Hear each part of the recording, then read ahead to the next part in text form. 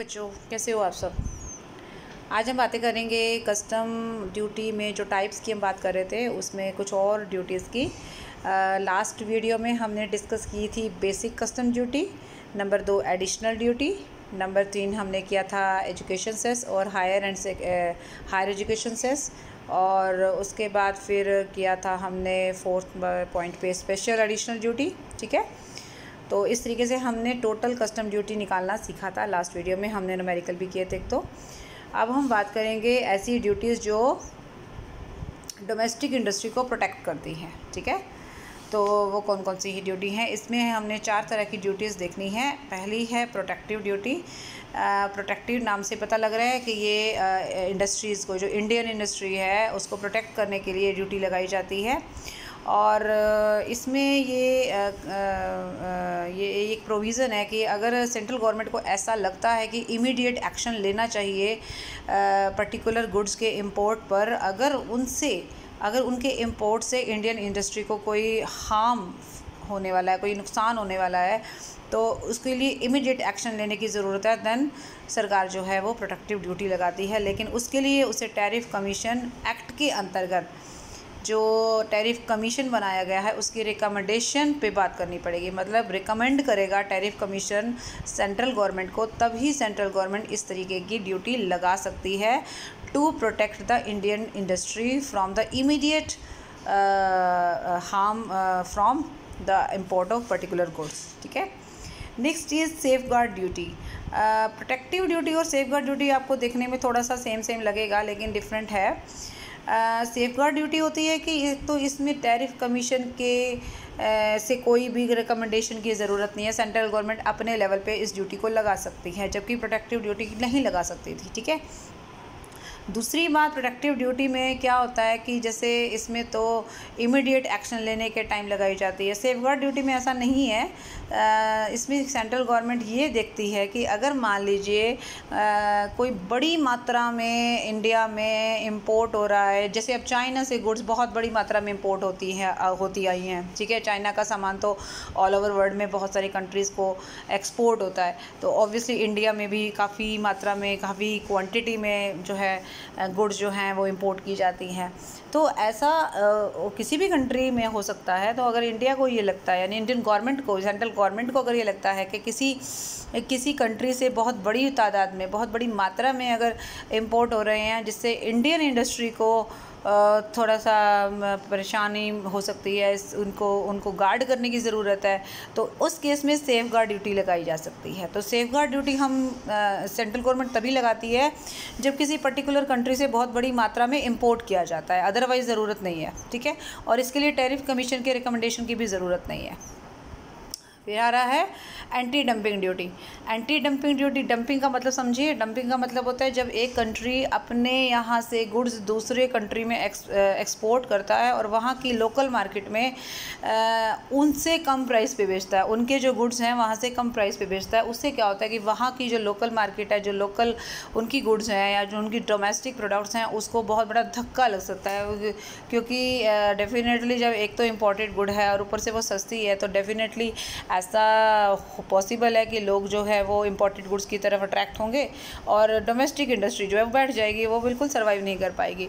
तो anti dumping का मतलब क्या हुआ कि जब कोई भी कंट्री दूसरे कंट्री में अपना सामान एक्सपोर्ट करे और वहाँ की मार्केट में डोमेस्टिक जो वहाँ की मार्केट है, तो वहाँ उनकी डोमेस्टिक गुड्स के से कम रेट पर अगर वस्तुएं बेचता है अपनी, तो उसे हम कहेंगे डंपिंग। डंपिंग का मतलब, डंपिंग का मकसद ही यही है कि दूसरे देश की इंडस्ट्रीज़ को जो है एक तरीके से उसको मतलब नुकसान पहुंचाना एक तरीके से। तो सरकार जो है उस डंपिंग को रोकने के लिए एक एंटी डंपिंग ड्यूटी लगा सकती है। और ये ड्यूटी जो है वो मैक्सिमम जो है क्या कह रहे हैं, हाँ, ये ड्यूटी लगाने का तरीका देख लो क्या है। इसमें जैसे मान लीजिए जो नॉर्मल प्राइस है, मान लीजिए मैंने एग्जांपल दिया है, आप अपने गुड्स का नॉर्मल प्राइस 15 है, लेकिन आप अपनी गुड्स जो है वहाँ 10 रुपये में बेच रहे हो। जिन गुड्स को वहाँ 15 में बेचा जा रहा है, वहाँ आप अपनी गुड्स को एक्सपोर्ट करके 10 में बेच रहे हो, तो डिफरेंस कितना हुआ, 5 रुपये का। यही हमारा मार्जिन ऑफ डंपिंग होगा। मतलब इतनी ड्यूटी सरकार लगा देगी जिससे कि जो प्राइस है वो इक्वलाइज हो जाए और आपका जो मकसद है वो कामयाब ना हो पाए। ठीक है, तो इस तरीके से सरकार एंटी डंपिंग ड्यूटी लगाकर अपनी डोमेस्टिक इंडस्ट्री को बचाने की कोशिश करती है। ये जितनी भी ड्यूटीज़ आप पढ़ रहे हो कहीं ना कहीं प्रोडक्शन का ही सीन है, इसमें सरकार प्रोटेक्ट करना चाह रही है, इसी वजह से इस तरह की ड्यूटीज़ लगाई जाती है। काउंटर वेलिंग ड्यूटी है ये भी ऑन सब्सिडाइज्ड आर्टिकल। अब इसका मतलब क्या है, इसमें ये है कि मान लीजिए कोई कंट्री, फॉर एग्ज़ाम्पल अगर हम चाइना की बात करते हैं, अगर चाइना अपने एक्सपोर्टर्स को एक पर्टिकुलर सब्सिडी देता है कि आप इंडिया में एक्सपोर्ट कीजिए, और उसके लिए उसको सपोर्ट करने के लिए सब्सिडी देता है जिससे ज़्यादा से ज़्यादा वो इंडिया को एक्सपोर्ट करे। तो इंडिया में जब इस तरीके का इंपोर्ट होगा, ठीक है, तो सरकार अपनी यानी इंडियन गवर्नमेंट क्या करेगी, यानी कि सेंट्रल गवर्नमेंट क्या करेगी, जितनी सब्सिडी चाइना ने एक्सपोर्टर को दी है, अपने एक्सपोर्टर को जो अपना सामान हमारे यहाँ पर भेजेंगे, तो उनको वहाँ जो सब्सिडी मिली है उतनी ही ड्यूटी यहाँ पर लगा दी जाएगी सरकार इंडियन गवर्नमेंट के द्वारा, जिसे हम काउंटर वेलिंग ड्यूटी कहेंगे। तो काउंटर वेलिंग ड्यूटी क्या है, एक बैलेंस कर दिया हमने, आपको वहाँ से फ़ायदा हुआ और हमने आपका यहाँ पे आके एक तरह से हिसाब बराबर कर दिया। तो अभी आपको ये लगेगा कि जब हमारी सरकार ने तो हमें फ़ायदा मतलब हमें सपोर्ट किया था, लेकिन इंडिया में आके तो सामान पे इतनी ड्यूटी लग गई तो कोई फ़ायदा ही नहीं हुआ एक्सपोर्ट करने का। तो क्या होगा कि धीरे धीरे उनके एक्सपोर्टर मोटिवेट नहीं होंगे, मतलब वो थोड़ा सा डीमोटिवेट हो जाएंगे। तो इस तरीके से हम अपने यहाँ जो इम्पोर्ट हो रहा है उसको थोड़ा सा हम रिस्ट्रिक्ट कर पाएंगे इनडायरेक्टली। डायरेक्टली कई बार हम नहीं कर पाते, लेकिन इनडायरेक्टली हम कर सकते हैं।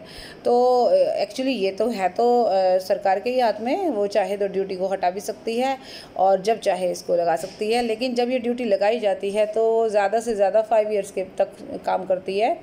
चाहे सेंट्रल गवर्नमेंट तो इस ड्यूटी को 5 साल से ऊपर भी कर सकती है, लेकिन ज़्यादातर केसेस में 5 ईयर्स तक का ही सीन रहता है।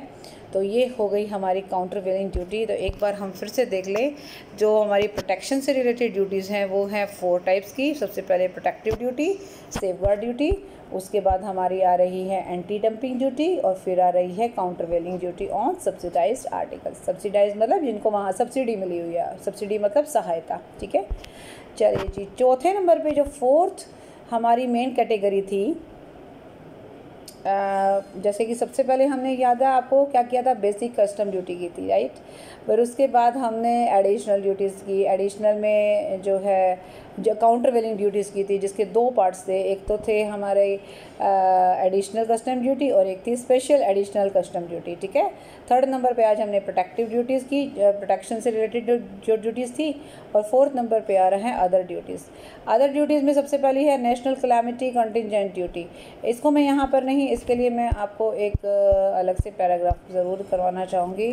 ये हमने गूगल से सर्च किया है और इसमें आप देख सकते हो। एक्चुअली इसके डाटा पे आप नहीं भी जाओ, लेकिन इसका मतलब समझाने के लिए मैंने इसको एक तरीके से आपके लिए सेव किया है। नेशनल कैलामिटी कंटिजेंट ड्यूटी जो है वो पर्टिकुलर गुड्स पे लगाई जाती है और सेक्शन 129 के तहत है लगाई जाती है। ये जो ड्यूटी है ये ज़्यादातर ऐसे प्रोडक्ट्स पे लगाई जाएगी जो कि हेल्थ के लिए हार्मफुल होते हैं, जैसे टोबैको है, पान मसाला है और इस तरीके की आइटम्स है। रेट्स वेरी कर सकते हैं। अब रेट्स हो सकता है आज के टाइम पे अगर आप ये वाले रेट्स पढ़ रहे हो सकता है जो कल की डेट में या फिर आगे जब बजट आता है या सरकार इसमें कुछ भी चेंजेस कर सकती है तो वो रेट्स वेरी हो सकते हैं। तो डिफरेंट रेट्स जो हैं वो डिफरेंट रीजन से लगाए जाते हैं और डिफरेंट प्रोडक्ट्स पे डिफरेंट तरीके के रेट्स हो सकते हैं। तो national calamity contingent duty is imposed on special goods that can be harmful for health, right. बस आप इसको इतना ही कीजिए और उसके बाद हम वापस चलते हैं यहाँ पर इसके हिसाब से तो नेशनल कैलामिटी जो कंटिजेंट ड्यूटी है वो एप्लीकेबल नहीं है, बट ऐसा नहीं है, अभी भी कुछ प्रोडक्ट्स पे ये एप्लीकेबल है। फिर है ऑक्सिलरी कस्टम ड्यूटी। अब ये जो ड्यूटी है ये जो प्रोडक्ट्स आपको दिखाई दे रहे हैं, crude oil, petroleum, gold, silver और कुछ और ऐसी आइटम है गैट से रिलेटेड। गैट का मतलब है general agreement on trade and tariff, जिसने बाद में WTO को यानी कि WTO वर्ल्ड ट्रेड ऑर्गेनाइजेशन ने गैट को रिप्लेस किया था। तो फाइनेंस एक्ट ने इम्पोज किया है 10% लेवी कॉल्ड सरचार्ज, यानी कि सभी गुड्स के ऊपर 10% के रेट से ऑक्सिलरी कस्टम ड्यूटी भी लगाई जाती है, लेकिन उसमें ये गुड्स नहीं आती, ठीक है, जिसमें क्रूड ऑयल है, पेट्रोलियम है, गोल्ड, सिल्वर है और कुछ ऐसी आइटम है जो WTO ने कह रखा है कि मतलब WTO के अकॉर्डिंगली कुछ आइटम्स हैं हमारे पास जिन पर हम ड्यूटी नहीं लगा सकते, ठीक है। एजुकेशन सेस आप कर ही चुके हैं। एजुकेशन सेस और SHEC ये सेस क्यों लगाया जाता है? एजुकेशन सेस एजुकेशन को मोटिवेट करने के लिए, एजुकेशन को सपोर्ट करने के लिए लगाया जाता है। और secondary and higher education cess जो ये वाला एजुकेशन सेस है ये तो बेसिक एजुकेशन के लिए है, और जो senior and higher education cess, sorry senior नहीं, secondary and higher education cess है, तो ये इस तरीके की शिक्षा जो माध्यमिक है और उच्च शिक्षा को प्रमोट करने के लिए सरकार इस तरीके से एक ड्यूटी, एक सेस चार्ज करती है, और उस पैसे को, उस जो भी अमाउंट कलेक्ट होता है उस अमाउंट को इन कामों पर ही खर्च किया जाता है। और इसको कैसे कैलकुलेट किया था हमने, आप एक बार फिर से देख लीजिए। एजुकेशन सेस कहाँ गया? Yes, this is education cess. इसमें हमने क्या किया था, जो बेसिक कस्टम ड्यूटी काउंट की थी वो, प्लस में एडिशनल जो ड्यूटी हमने काउंट की थी वो, दोनों को प्लस करेंगे और उसके ऊपर 3% से एजुकेशन सेस हम लगा देंगे, ठीक है। चलिए जी, हो गया ये आपका क्लियर। तो हमारी आज की ये वाली ड्यूटीज़ कंप्लीट हो गई, ये कंप्लीट हो गया। ये आपको परफॉर्मा लास्ट वीडियो में मैं क्लियर कर ही चुकी हूँ, हमने 2 इलस्ट्रेशन भी किए थे। एक बार यहाँ पे और देख लीजिए, प्रोटेक्टिव ड्यूटी और सेफगार्ड ड्यूटी का डिफरेंस क्या है, मैंने आपको बता दिया है। प्रोटेक्टिव ड्यूटी हमेशा गवर्नमेंट तब करती है जब इंडियन इंडस्ट्री को सेव करने के लिए इमीडिएट एक्शन की ज़रूरत होती है। और दूसरा ये जो ड्यूटी है वो गवर्नमेंट जो है बिना रिकमेंडेशन से लगा सकती है, जो टैरिफ कमीशन है, राइट। लेकिन इस ड्यूटी में ये ड्यूटी लगाई तभी जाती है जब सरकार को ये लगे कि किसी पर्टिकुलर कंट्री से बहुत बड़ी मात्रा में इंपोर्ट हो रहा है और वो हमारी इंडस्ट्री को नुकसान पहुंचा सकता है, ठीक है। और इसके लिए इसको रिकमेंडेशन की बिल्कुल भी ज़रूरत नहीं है, ठीक है। एक इलस्ट्रेशन मैं करवाना चाहूँगी आज, इलस्ट्रेशन नंबर 4 हम लोगों ने आई थिंक हाँ ये 3rd इलस्ट्रेशन तक हम कर चुके हैं मेरे हिसाब से, ठीक है। और हम बात करेंगे आज 4th की। असेसिबल वैल्यू, पहले हम पूरा पढ़ लेते हैं। कंप्यूट टोटल कस्टम ड्यूटी बतानी है आपको। असेसिबल वैल्यू है हमारे इंपोर्टेड गुड्स की 20 lakh, okay. Basic custom duty है 10%, तो बेसिक कस्टम ड्यूटी 10% है तो 10% करें इसका असेसिबल वैल्यू का, वो हो जाएगी हमारी 2 लाख। पहला क्वेश्चन हो गया क्लियर हमारा। दूसरा, additional duty of custom on countervailing duty, तो 12.5% का रेट है। तो हम क्या करेंगे, 20 लाख तो ये है, प्लस में जो 2 लाख हमने बेसिक कस्टम ड्यूटी काउंट करी वो, यानी टोटल हो गया हमारा 22 लाख। उसके ऊपर 12.5 से हम निकाल लेंगे, देख लीजिए 20 + 2, राइट, 12.5, राइट।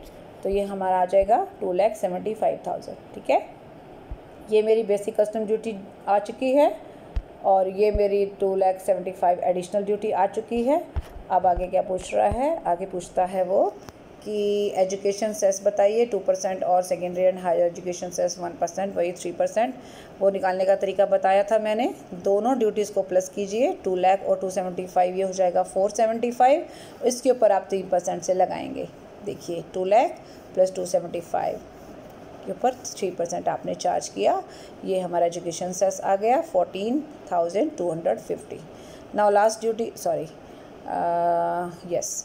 लास्ट ड्यूटी जो हमारी है that is additional custom duty equal to sales tax. ये वही वाली है हमारी ड्यूटी, कौन सी, जो स्पेशल एडिशनल कस्टम ड्यूटी थी 4%। तो इसके लिए हमारे पास क्या फॉर्मूला है, हमारा फॉर्मूला होता है, सबसे पहले जो असेसिबल वैल्यू है वो लेंगे, प्लस में ये वाली ड्यूटी लेंगे, फिर ये वाली लेंगे, फिर ये वाला लेंगे, यानी हम 4 आइटम ऐड करेंगे। देखो पहले वाली करेंगे 20 लाख जो असेसिबल वैल्यू थी, दूसरे नंबर पे ऐड करेंगे बेसिक कस्टम ड्यूटी, तीसरे नंबर पे करेंगे एडिशनल कस्टम ड्यूटी, चौथे नंबर पे करेंगे एजुकेशन सेस।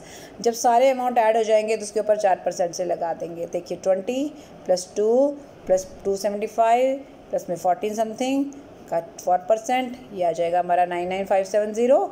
अब इन सारों को जब प्लस करेंगे that will be 5,88,820 and what is this is my total custom duty, right.